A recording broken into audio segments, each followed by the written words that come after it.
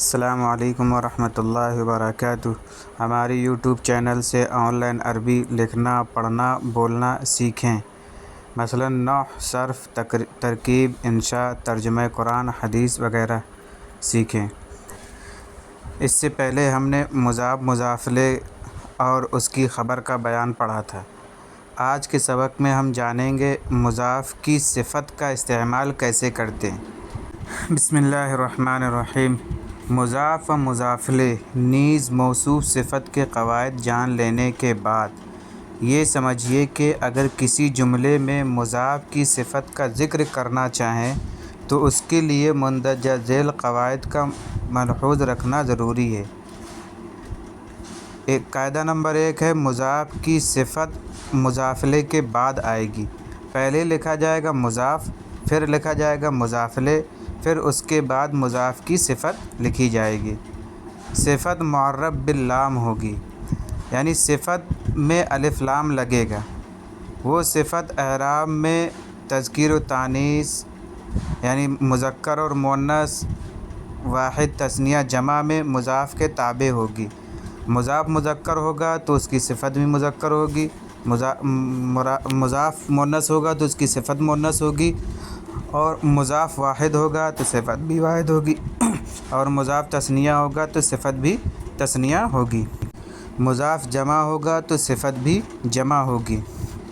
جیسے کہہ رہے ہیں فراش المدرسۃ النشیط موجود فی المکتب، تو مدرسے کا چست چپراسی دفتر میں موجود ہے۔ تو دیکھیے فراش المدرسۃ، فراش مضاف ہے اور مدرسۃ مضاف الیہ، النشیط فراش کی صفت ہے۔ تو جب بھی صفت لائیں گے تو صفت پر الف لام لگے گا، لیکن یہ اپنے مضاف کے مطابق ہوگی، جیسا مضاف ہوگا ویسے ہی اس کی صفت ہوگی، لیکن فرق صرف اتنا ہوگا کہ مضاف پر الف لام نہیں ہوتا ہے لیکن صفت میں اس کے الف لام آئے گا۔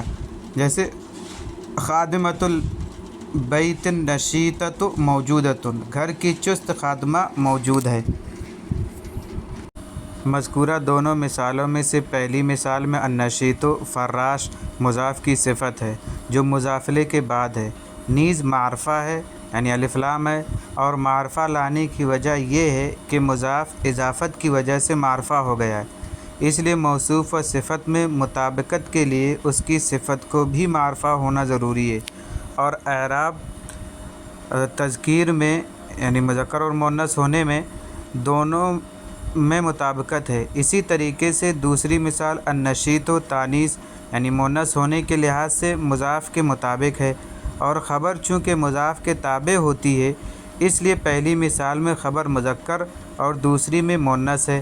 مذکورہ قواعد کو پیش نظر رکھ کر مندرجہ ذیل جملوں کا اردو میں ترجمہ کریں۔ فراش المدرسۃ النشیط موجود، تلمیذۃ الکلیۃ المجتہدۃ قارئۃ، ولد الاستاذ الصغیر جالس، بنت خالد الکبیرۃ مشغولۃ،